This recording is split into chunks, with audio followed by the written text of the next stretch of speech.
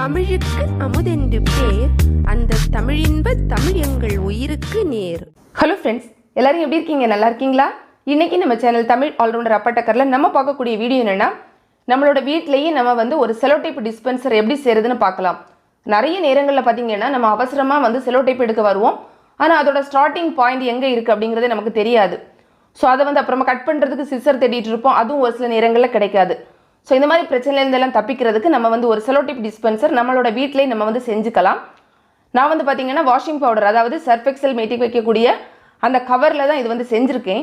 செய்யும்போது என்ன ஆயிடுச்சுன்னு பார்த்தீங்கன்னா, ஒரு சின்ன தப்பு பண்ணிட்டேன். அதாவது நான் வரைஞ்சி அதை கட் பண்ணும்போது ஒரு தவறு பண்ணிட்டேன். ஸோ இப்போ நம்ம அதை தூக்கி போட வேண்டியது, அதனால் இது வேஸ்ட்டு தான். நம்ம வேறு ஏதாவது ஒரு கவர் எடுத்து அதில் இப்போ ட்ரை பண்ணி பார்க்கலாம். இது பார்த்தீங்கன்னா நான் ரெண்டுமே ஒரே மாதிரி கட் பண்ணியிருக்கேன். அதுதான் நான் பண்ண ஒரு சின்ன தப்பு. இப்போ நம்ம தேடி பார்க்கும்போது பார்த்தீங்கன்னா வீட்டில் எனக்கு ஒரு பூஸ்ட் கவர் கிடச்சிருக்கு. அதை நான் எடுத்திருக்கேன். இதில் நம்மளோட செலோடைப்பை நம்ம ஃபஸ்ட் எடுத்து வச்சுப்போம். ஒரு ஸ்கெயில் எடுத்துகிட்டு கரெக்டாக 2.5 சென்டிமீட்டர், அதாவது 2.5 சென்டிமீட்டர் அளவுக்கு நீங்கள் கீழே இடைவெளி விட்டுட்டு அதுக்கு மேலே உங்களோட செலோடைப் வச்சுக்கோங்க. வச்சதுக்கப்புறமா அதை சுற்றி இந்த மாதிரி ஒரு மார்க்கர் பென் வச்சு ஒரு ரவுண்ட் போட்டுக்கோங்க, ஒரு சர்க்கிள் போட்டுக்கோங்க. எதுக்காகனா இந்த அடையாளம் கரெக்டாக இருந்தால் தான் நம்ம கரெக்டாக கட் பண்ணி எடுக்க முடியும். அதுக்காக தான். இப்போ நம்ம ஒரு வட்டம் போட்டுட்டோம்.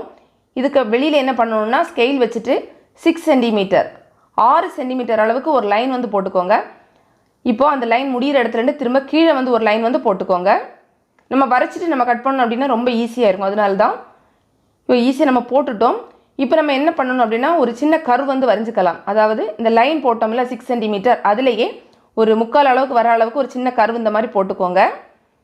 அதுக்கப்புறமா அந்த கர்வ் முடிகிற இடத்துல இருந்து நம்ம ஒரு லைன் போட்டோம்ல, அதில் ஸ்லாண்டிங்காக இன்னொரு லைன் போட்டுக்கோங்க. சைடில் ஒரு லைன் போட்டுக்கோங்க.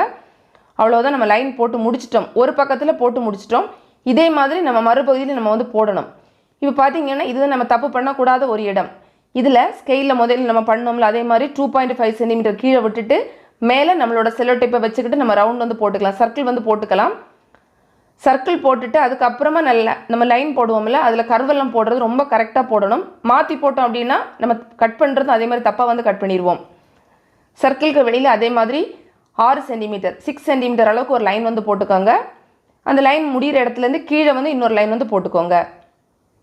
திரும்பவும் நம்ம என்ன பண்ண போகிறோன்னா, அந்த கர்வ் வரைய போகிறோம். இப்போ பார்த்தீங்கன்னா இந்த சர்க்கிளுக்கு வெளியில் கரெக்டாக இதே மாதிரி நம்ம 6 சென்டிமீட்டர் ஒரு லைன் வரைஞ்சிருக்கோம்ல, அதில் ஒரு 3/4 பகுதி வர அளவுக்கு அந்த கர்வ் போட்டுக்கோங்க. மிச்சம் இருக்கிற இடத்துல இந்த மாதிரி ஒரு ஸ்லாண்டிங் லைன் போட்டுக்கோங்க. அவ்வளோதான், 2 சைடுமே நம்ம வரைச்சிட்டோம். அடுத்த வேலை என்னென்னா, நம்ம இதை கட் பண்ண போகிறோம். வரைக்கிறது கரெக்டாக வரைச்சோம் அப்படின்னா கரெக்டாக கட் பண்ணிடுவோம். கட் பண்ணுறதுக்கு பார்த்தீங்கன்னா நீங்கள் இந்த மாதிரி பேப்பர் கட்டிங் நைஃப் அதை எடுத்துக்கலாம், இல்லைன்னா சிசர் எடுத்துக்கலாம். எடுத்து நீங்கள் உங்களுக்கு எது கம்ஃபர்டபுளாக இருக்கோ அதில் நீங்கள் பண்ணுங்கள். எதுவாக இருந்தாலும் ரொம்ப ரொம்ப கவனமாக நீங்கள் பண்ணணும். ஏன்னா கையில் படக்கூடாது, அதுக்காக தான். இப்போ நம்ம கட் பண்ணலாம். இந்த பூஸ்ட் கவரை பொறுத்தவரையில் பார்த்தீங்கன்னா இது கொஞ்சம் மெல்லிய ஒரு கவராக இருக்கும். ஸோ நம்ம சிசர் வச்சு ஈஸியாக கட் பண்ணிக்க முடியும். ஆனால் அதே நேரம் நம்ம வாஷிங் பவுடர் அதெல்லாம் இருக்கக்கூடிய அந்த கவர், அதாவது இப்போ ஒரு ஏரியல் கவராக இருக்கலாம், இல்லை ஒரு சர்ஃப் எக்ஸல் மேட்டிக் எதுவாக இருந்தாலும் அது கொஞ்சம் திக்காக இருக்கும். ஸோ சிசர் வச்சு ஈஸியாக பண்ண முடியாது. ஸோ அந்த மாதிரி நேரத்தில் நீங்கள் அந்த பேப்பர் கட்டிங் நைஃப் வச்சு நீங்கள் கட் பண்ணிக்கலாம். இப்போ பார்த்தீங்கன்னா இந்த நம்ம லைன் போட்டிருக்கோம்ல, அதுக்கு மேலேயே நம்ம கரெக்டாக இந்த மாதிரி நான் கட் பண்ணுறது மாதிரி நீங்கள் கட் பண்ணிக்கோங்க. சர்க்கிள் கட் பண்ணும்போது ஃபுல்லாக சர்க்கிளை கட் பண்ணி எடுத்துடக்கூடாது. அந்த பாதி மட்டும்தான் கட் பண்ணணும், மீதி கட் பண்ணக்கூடாது. அப்போ தான் கரெக்டாக வரும். நான் பார்த்தீங்கன்னா ஃபஸ்ட்டில் ஏரியல் வாஷிங் பவுடர் இருந்த ஒரு கவரில் செஞ்சேன். ஆனால் செய்கிறதுக்கு முன்னாடி அது எனக்கு சரியாக வருமானு தெரியாது.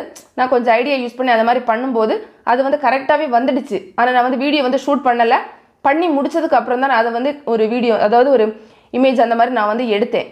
அதுக்கப்புறமா சரி அப்படின்னு தான் நான் என்ன பண்ணேன்னா, இந்த சர்ஃப் எக்ஸல் மேட்டிக் கவரில் நான் பண்ணேன். ஆனால் தவறு பண்ணிவிட்டேன். ஸோ அதை அப்படியே தூக்கி போட்டுட்டேன். இப்போ மூணாவதாக நான் இந்த பூஸ்ட் கவரில் பண்ணியிருக்கேன். இப்போ பாருங்கள், நம்ம கட் பண்ணிட்டோம் ஓரளவுக்கு. இன்னொரு விஷயம் பார்த்தீங்க, அதாவது நீங்கள் உங்கள் சின்ன பசங்களாக இருந்தீங்கன்னா கட்டாயம் இதெல்லாம் ட்ரை பண்ணவே செய்யாதீங்க. ஏன்னா சிசர் எடுக்கிறது இதில் நம்ம பிளேடெல்லாம் நம்ம எடுப்போம். ஸோ நம்மளோட கையில் படுறதுக்கு நிறைய சான்ஸ் இருக்குது. ஸோ கட்டாயமாக ட்ரை பண்ணக்கூடாது. பெரியவங்க நீங்கள் ட்ரை பண்ணிக்கோங்க, பிரச்சனை இல்லை. ஆனாலும் கவனமாக பண்ணுங்கள். ஏன்னா எனக்கே நான் ஃபஸ்ட் டைம் செய்யும்போது ஒரு தடவை கையில் பட்டுடுச்சு. ஸோ அதனால தான் நான் சொல்கிறேன். அதனால் ரொம்ப ரொம்ப கவனமாக பண்ணுங்கள். இப்போ பார்த்தீங்கன்னா நம்ம இந்த மாதிரி கத்திரி வச்சு நம்ம கரெக்டாக ஈஸியாக கட் பண்ணிக்கலாம். அதே அந்த பேப்பர் கட்டிங் நைஃப் எல்லாம் பயன்படுத்தும் போது ஒருவேளை கைகளில் படும், அதுக்காக தான். இப்போ நம்ம இந்த சைடெல்லாம் நம்ம கட் பண்ணி எடுத்துட்டோம். இப்போ பாருங்கள், அந்த லைனை கட் பண்ணிவிட்டு அந்த கர்வை நம்ம கட் பண்ணி எடுத்துக்கலாம். இதில் வந்து பார்த்தீங்கன்னா இந்த பூஸ்ட் கவரில் இன்னொரு டிஸ்அட்வான்டேஜ் என்னென்னா இது வந்து மெல்லிய கவராக இருக்கிறதுனால நமக்கு அந்த ஸ்டெபிலிட்டி நம்ம செஞ்சு முடிக்கும்போது கரெக்டாக கிடைக்குமா அப்படிங்கிறது எனக்கு தெரியல, சரியாக இருக்குமான்னு தெரியல, பார்ப்போம். அதே வந்து அந்த வாஷிங் பவுடர் அந்த மாதிரி இருக்கக்கூடிய திக்கான கவர் அப்படின்னா நமக்கு ரொம்ப ரொம்ப பெர்ஃபெக்டாக வரும்.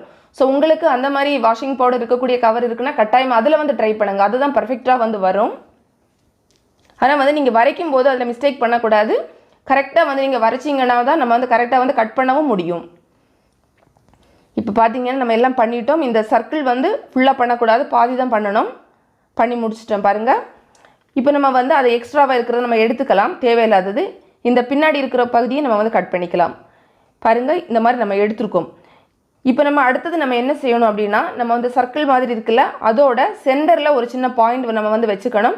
ஒரு மார்க்கர் பென் அது மாதிரி ஏதாவது எடுத்து நம்ம வந்து வச்சுக்கலாம். எதுக்காகனா அதுலேயுமே ஒரு சின்ன ஒரு கட் வந்து நம்ம கொடுக்கணும். எதுக்காகனா நம்மளோட செலோ டேப்பை வந்து நம்ம ஹோல்டு பண்ணி வைக்கிறதுக்காக தான். இப்போ பாருங்கள், நான் சென்டரில் உங்களுக்கு வந்து இதில் ஒரு சின்ன மார்க்கர் வச்சு மார்க் பண்ணியிருக்கேன். இப்போ நம்ம வந்து ஒரு ஸ்கெயில் வச்சுட்டு அதில் லைன் போட்டுக்கலாம். மேல் பகுதியில் அந்த வட்டத்தில் கொஞ்சம் இந்த மாதிரி மேலே வர்றது மாதிரி பார்த்துக்கோங்க. ஸ்ட்ரைட்டாக மேலே வந்து இருக்கக்கூடாது, கொஞ்சம் ஸ்லாண்டிங்காக இருக்கணும். 2 லைன் வேணும்னா 2 லைன் போட்டுக்கோங்க. நான் வந்து ஒரு சிங்கிள் லைன் தான் போடுறேன். ஆனால் கட் பண்ணும்போது நீங்கள் கரெக்டாக வந்து கட் பண்ணி எடுக்கணும். நம்ம இந்த இடத்துல தான் நம்மளோட செல்லோ டேப் வந்து நம்ம ஹோல்டு பண்ணி வச்சுட்டு நம்ம வந்து கரெக்டாக வந்து கிழிச்சு எடுப்போம். அதுக்காக தான் ஸ்கேல் வச்சு லைன் போட்டுக்கோங்க, அப்போ தான் சரியாக வரும். இப்போ நான் வந்து சிசர் வச்சு கட் பண்ணிக்கிறேன். நீங்கள் வந்து அந்த பேப்பர் கட்டிங் நைஃப்னால் கொஞ்சம் கேர்ஃபுல்லாக பண்ணணும், கையில் படக்கூடாது. அதை நான் திரும்ப திரும்ப சொல்லிகிட்ருக்கேன். இப்போ பாருங்கள், நம்ம வந்து கட் பண்ணிட்டோம். இந்த சைடு வந்து கட் பண்ணி அந்த பேப்பர் பீஸ் மாதிரி வருது பாருங்கள், அதை எடுத்துடலாம். 2 சைட்லேயும் நமக்கு ஒரு சின்ன ஸ்லிட் மாதிரி இந்த மாதிரி 2 சைடு 2 கட்டு வந்து நமக்கு கரெக்டாக வந்து வந்திருக்கு. அதே மாதிரி பார்த்தீங்கன்னா பின்னாடி வந்து இந்த மாதிரி இந்த அளவு நமக்கு உயரமாக வேணும்னு கிடையாது அந்த பேப்பர். ஸோ பாதியை நம்ம வந்து கட் பண்ணி எடுத்துக்கலாம். நீங்கள் ஃபுல்லாக வேணும்னா நீங்கள் வச்சுக்கோங்க, நான் வந்து பாதி கட் பண்ணி எடுத்துக்கிறேன். தேவையில்லாத அந்த அளவு நம்ம பாதி இருக்கு பாருங்கள், இவ்வளோ நம்ம வந்து கட் பண்ணிப்போம். கட் பண்ணிவிட்டு அதுக்கப்புறமா நம்ம வந்து செலோ டேப்புக்கு உள்ள வேலைகள் நம்ம வந்து செய்யலாம். இதில் ஓரளவுக்கு பாதி வேலை நம்ம வந்து ரெடி பண்ணி முடிச்சிட்டோம். இதில் இன்னொன்று பார்த்தீங்கன்னா நம்ம வந்து இந்த அளவு செஞ்சதுக்கப்புறமா இதை ஃபுல்லாகவே நம்ம 2ஆக வந்து பிரிச்சுக்கணும். எதுக்காகனா இந்த சென்டரில் இருக்கக்கூடிய அந்த விட்த்து வந்து கொஞ்சம் அதிகமாக இருக்குது. இதே விட்த்தில் கூட நம்ம செய்யலாம், அது வந்து பார்க்குறதுக்கு ரொம்ப பெருசாக இருக்கும். அதனால் நம்ம வந்து சென்டரில் ஃபுல்லாக ஒரு லைன் போட்டுட்டு நீங்கள் சிசர் வச்சு கட் பண்ணிக்கலாம். கட் பண்ணிவிட்டு அதுக்கப்புறம் நம்ம கொஞ்சமாக அதை சுருக்கிட்டு அதுக்கப்புறமா ஒட்டிக்கலாம். ஒட்ட வேண்டாம், நம்ம வந்து இது ஸ்டேப்பிள் அது இருக்குல்ல, ஸ்டேப்லர் பின் வச்சு நம்ம போட்டுக்கலாம். இதில் வந்து பார்த்திங்கன்னா நம்ம க்ளூ கன் அந்த மாதிரி எதுவுமே நம்ம யூஸ் பண்ணவே இல்லை. சும்மா நார்மலாக நம்மளோட வீட்டில் என்ன இருக்கோ அதை வச்சு தான் நான் வந்து பண்ணுறேன். இப்போ ஃபுல்லாக வந்து கட் பண்ணிட்டோம். கட் பண்ணதுக்கப்புறமா பார்த்திங்கன்னா இந்த மாதிரி 2 சைடில் இருக்கக்கூடிய பேப்பரில் கொஞ்சம் கொஞ்சம் எக்ஸ்ட்ரா இருக்கும், அதை கட் பண்ணிக்கோங்க. எதுக்காகனா நம்ம அந்த சைஸை வந்து கொஞ்சம் சின்னதாக பண்ண போகிறோம், அதுக்காக தான். இந்த பின்னாடி இருக்கிறது பாருங்கள், இப்போ வந்து அந்த சைஸ் வந்து கொஞ்சம் சின்னதாகிடுச்சுல. இப்போ வந்து அந்த ஸ்டேப்லர் வச்சு நம்ம வந்து அடிச்சுக்கலாம். கரெக்டாக வந்து நமக்கு ஃபிட் ஆயிரும், அவ்வளோதான். அடுத்ததான் அந்த செலோ டேப்பை நீங்கள் எடுத்துகிட்டு ஒரு கார்ட்போர்டு ஏதாவது ஒன்று எடுத்துக்கோங்க. அதில் இந்த மாதிரி உள்ளாடி ஒரு வட்டம் வந்து வரைஞ்சிக்கோங்க, 3 வட்டம் வரைஞ்சிக்கோங்க. இதை 3ஐயும் நம்ம வந்து கட் பண்ணி நம்ம எடுக்க போகிறோம், நமக்கு தேவைப்படும், அதுக்காக தான். இப்போ பார்த்தீங்கன்னா நான் வந்து ஏற்கனவே வந்து கட் பண்ணி வச்சுருக்கேன். ஸோ நான் அதை வந்து காமிக்கிறேன். இதில் வந்து பார்த்தீங்கன்னா நீங்கள் கட் பண்ணுறதுக்கு வந்து பேப்பர் கட்டர் அது இருக்குல்ல, அது வச்சு பயன்படுத்திக்கோங்க. இது வந்து நான் 3 எண்ணம் கட் பண்ணி வச்சுருக்கேன். சென்டரில் காம்பஸ் வச்சு ஓட்டை போட்டுக்கோங்க. போட்டதுக்கு அப்புறமா நம்மளோட செலோ டேப்போட உள்பகுதியில் நம்ம வச்சுக்கலாம். இது வந்து எதுக்குன்னா நம்மளோட செலோ டேப்பை வந்து கரெக்டாக ரோல் பண்ணி கொண்டு வரதுக்காக நம்ம வைக்க போகிறோம். இந்த சின்ன ஓட்டை போட்டிருக்கோம்ல, ஹோல் போட்டிருக்கோம்ல, அதில் நம்ம வந்து சாமிக்கு வைக்கக்கூடிய அந்த பத்தி இல்லைன்னா சின்ன குச்சி இல்லைன்னா பட்ஸு எது வேணாலும் நம்ம வச்சுக்கலாம். இப்போ நான் வந்து பட்ஸ் வந்து அது வந்து வச்சுருக்கேன், ஒரு குட்டியாக ஒன்று எடுத்து வச்சுருக்கேன்.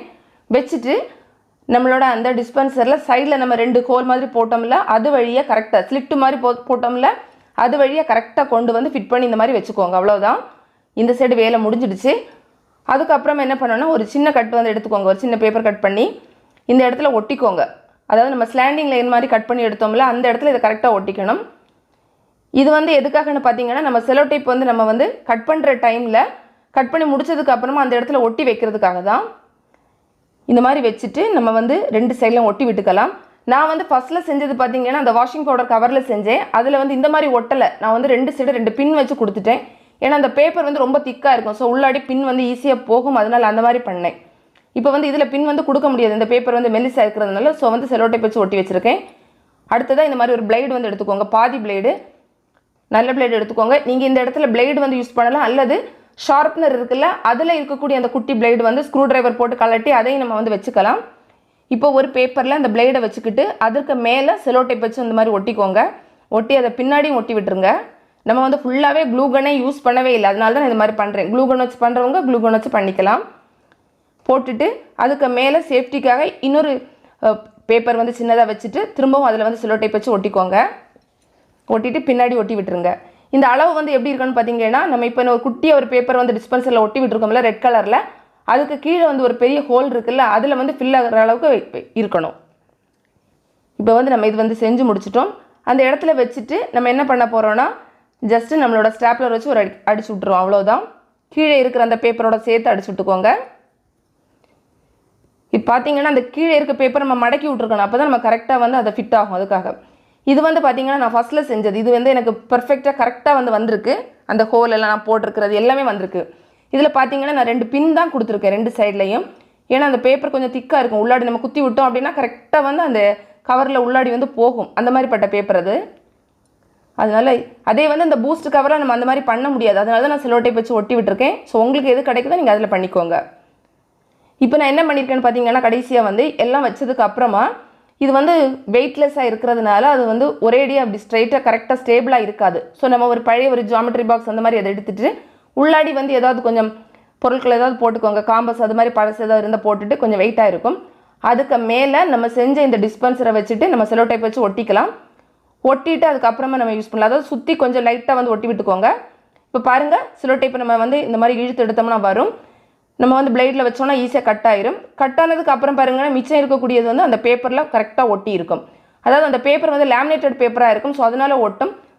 சப்போஸ் நீங்கள் வந்து சாதாரண பேப்பர் எடுத்தீங்கன்னா அதில் செலோ டேப் வச்சு ஒட்டிக்கோங்க, அப்போ வந்து கரெக்டாக இருக்கும்.